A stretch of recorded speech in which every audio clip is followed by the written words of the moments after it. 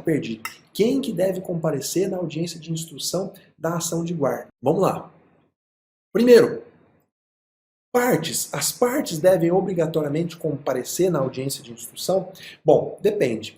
Autor e réu devem comparecer pessoalmente apenas se eles foram intimados para prestar depoimento pessoal. Caso eles não tenham sido intimados para prestar depoimento pessoal, o comparecimento é voluntário. Tá? Se o pai não for na audiência e o pai é réu, eu vou pedir a revelia, tá certo? Não, tá errado. A não ser que o pai tenha sido intimado para prestar depoimento pessoal e ele não foi. Se isso acontecer, o não comparecimento acarreta a confissão no que diz respeito aos fatos, tá? Mas para isso precisa a pessoa ter sido intimado para prestar depoimento pessoal, tá? Como assim, professor? Dá um exemplo. Então a mãe entra com uma ação de guarda, pedindo a guarda da criança, dizendo que o pai deu uma surra que o filho teve que ir parar no hospital. Tá? E o pai vem e contesta, falando que não, que essa surra nunca aconteceu. E lá na audiência, a mãe pede para que o pai seja intimado para comparecer e prestar depoimento pessoal. E o pai simplesmente é intimado e não comparece. Qual é a consequência? A confissão no que diz respeito aos fatos. É como se o pai estivesse confessando que realmente deu a surra no menor. E você, como advogado, vai pedir essa confissão lá na audiência. Tá? Olha, pontos importantes. Muito embora o comparecimento das partes não seja obrigatório, eu recomendo que as partes sempre vão na audiência de instrução. Por quê? Porque isso mostra interesse pelo menor.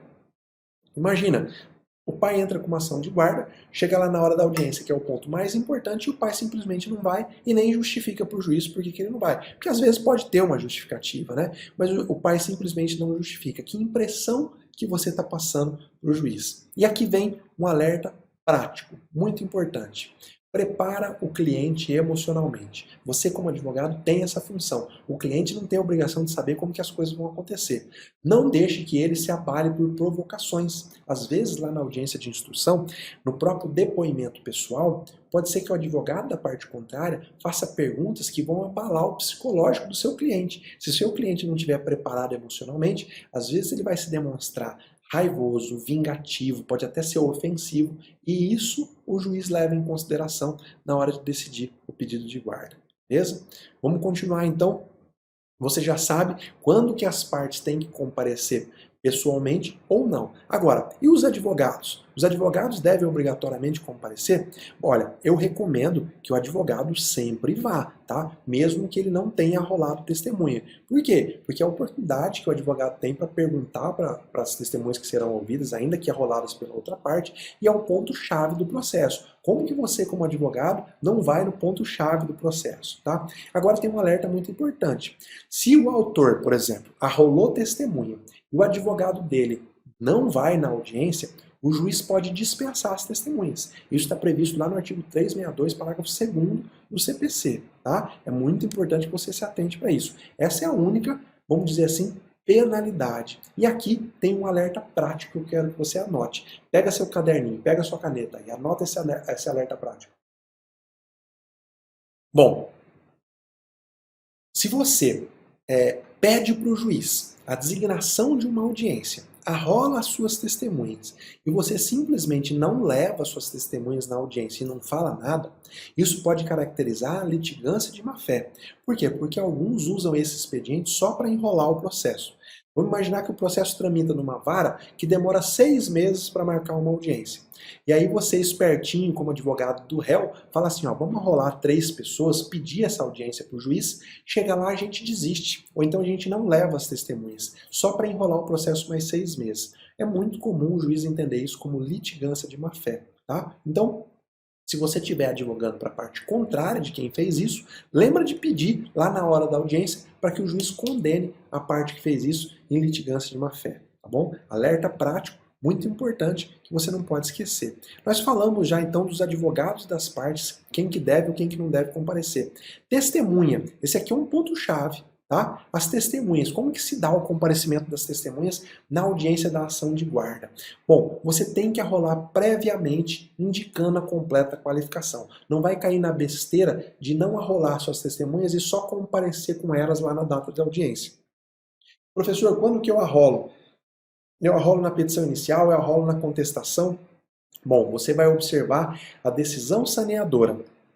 O juiz, quando ele marcar a audiência ou quando ele sanear o processo, ele vai estabelecer qual é o prazo para você arrolar suas testemunhas. Isso está previsto lá no artigo 357, parágrafo 4º do CPC. Ah, professor, o juiz marcou a audiência, mas ele não apresentou o rol para eu arrolar as testemunhas. Para isso que servem os embargos de declaração. Entra com embargos, fala, excelência, qual é o prazo para eu arrolar as minhas testemunhas? É para isso exatamente que serve, para sanar essa omissão. Vale a pena eu já indicar na minha petição inicial ou na contestação? Eu sempre recomendo que não, porque se você fizer isso, você já vai estar dando para outra parte o nome das suas testemunhas. E é importante que a parte saiba disso só lá perto da audiência, para evitar que ela procure suas testemunhas, para evitar, aliás, para fazer com que você consiga surpreender ao máximo o seu adversário. Então, na prática, não indica na petição inicial e nem na contestação. Deixa para indicar quando o juiz marcar a audiência e apresentar o prazo, tá bom? Quantas testemunhas eu posso arrolar para essa audiência de guarda? No máximo 10 testemunhas, mas sendo no máximo 3 para a prova de cada fato. Bom, alerta prático muito importante. Vamos imaginar que a parte contrária, você está defendendo o autor e o réu arrola 8 testemunhas. Tá? Você sabe que o limite máximo são 10, mas são 3 para a prova de cada fato. O que você vai fazer? Lá no início da audiência de instrução, antes do juiz começar a ouvir as testemunhas, você vai pedir a palavra e vai falar, excelência, o meu adversário arrolou 8 testemunhas, mas a lei ela prevê um máximo de 3 testemunhas para a prova de cada fato. Então eu gostaria que o meu adversário esclarecesse qual o fato que ele vai pretender provar com cada uma das testemunhas. Porque se ele estiver querendo provar um fato apenas, ele pode arrolar no máximo 3 testemunhas e não 8 como ele fez. Com isso você vai pegar de surpresa a parte contrária, com isso você vai conseguir fazer com que ela se desequilibre emocionalmente e muito provavelmente ela vai se embaralhar toda na hora de apresentar, na hora de escolher com que testemunha que ela vai ficar. Importante, depois que você apresentar o rol, em que hipótese que você pode substituir suas testemunhas? Nas hipóteses do artigo 451 do CPC. Vai lá depois e dá uma olhada, tá? Não é o objeto da nossa aula, as hipóteses de substituição. Se você quiser saber, no meu feed aí, seja no Instagram, no Facebook ou no YouTube, eu tenho vários vídeos gravados sobre as hipóteses de substituição de testemunha, depois você dá uma navegada por lá. Quem que deve intimar as testemunhas? Esse daqui é um dos pontos chaves, porque foi uma das mudanças mais significativas do novo Código de Processo Civil, tá? E aqui está então um alerta prático, tá buzinando aí para você, anota. Artigo 455 do Código de Processo Civil. Em regra, tá? Repito, em regra, quem tem que intimar as testemunhas para esse tipo de audiência é o advogado da parte, através de uma AR. Você, como advogado, vai mandar uma cartinha lá para a casa da testemunha e vai falar: você está sendo intimada para uma audiência no dia tal e na hora tal. Ah, professor, a testemunha é servidor público, então aí você cai na exceção. Um servidor público ele é intimado ainda pelo juiz, como outras categorias também. Ah, professor, a testemunha que eu quero intimar, ela mora na área rural e lá não chega a R. Aí também cai em uma das exceções lá do artigo 455. Mas, como eu disse, a regra é que a intimação se faça pelo advogado. É importante que você saiba disso, porque eu já cansei de chegar para a audiência de instrução e lá na hora eu viro para o advogado e falo: doutor, o senhor trouxe as testemunhas ou o senhor intimou as testemunhas? Ou não, eu fiquei esperando que o juiz intimasse. E nisso ele acaba precluindo o direito dele de produzir a prova. Mais um alerta prático, tá? Se a testemunha da parte contrária não compareceu, veja se o advogado providenciou a juntada no processo do comprovante de intimação. Como que funciona então essa intimação das testemunhas? Funciona assim: você como advogado vai fazer uma AR, vai enviar para a testemunha e o comprovante dessa intimação você tem que juntar no processo com 3 dias de antecedência da audiência. Então, o seu adversário fez isso, só que ele não juntou o comprovante 3 dias antes da audiência. E chega lá na audiência, ele pede para o juiz redesignar a audiência. Você, como advogado muito diligente e expert em audiência, vai falar: excelência, a audiência não deve ser redesignada e o direito de produzir prova tem que ser considerado precluso, porque o advogado não cumpriu a determinação do artigo 455, parágrafo 1º do CPC. Terminando essa aula, vai lá dar uma olhada. Esse é um dos pontos chaves da audiência de instrução, que se você estiver preparado, você vai levar grande vantagem prática. Tá bom? Vamos seguir então. E o menor? Quando que o menor precisa comparecer em uma audiência de instrução? Apenas se ele for ouvido, tá? Se ele recebeu intimação para ele ser ouvido, é recomendado, e aqui eu trago um alerta prático, que ele não vá, porque não é o melhor ambiente, não é um lugar legal para ele ver pai e mãe discutindo, às vezes o juiz falando um pouco mais áspero com um casal ou com um deles, às vezes é ver uma discussão mais acalorada. Então, alerta prático, se o menor não for ouvido, é melhor que ele não vá à audiência, deixe ele com algum parente, deixe ele com a creche, com a babá, é melhor que ele não vá, tá bom? Outro alerta prático.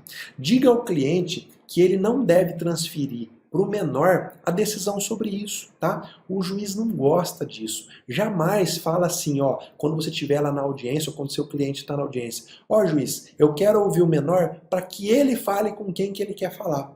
Imagina a covardia disso. Uma criança, às vezes de 12 anos, ter que falar na frente do pai e da mãe com quem que ele quer morar. Essa é uma decisão que criança nenhuma está preparada para tomar. E a gente não deve transferir essa carga pesada para as costas dela. Então, alerta o seu cliente para que ele nunca transfira para o menor essa carga de responsabilidade. Até porque, se a criança tivesse capacidade para decidir sobre isso, ela não precisava de pai e mãe. Ela não tem capacidade intelectual, ela não tem preparo emocional para decidir sobre isso. Então, esquece isso. Fala para o seu cliente não fazer essa colocação, porque isso causa uma má impressão perante o juiz. Parece até que o pai está querendo usar a criança, mesmo sabendo que a criança não tem preparo para tomar uma decisão dessa magnitude, dessa importância, beleza? Ministério Público sempre tem que comparecer nessa audiência, tá? Por quê? Porque ele é o curador do incapaz. E se o Ministério Público não comparecer, o ideal é que você, como advogado, peça a redesignação do ato, porque o Ministério Público ele serve para auxiliar o juiz na tomada de uma boa decisão. Você já sabe agora, então, todo mundo que tem que comparecer nesse tipo de audiência,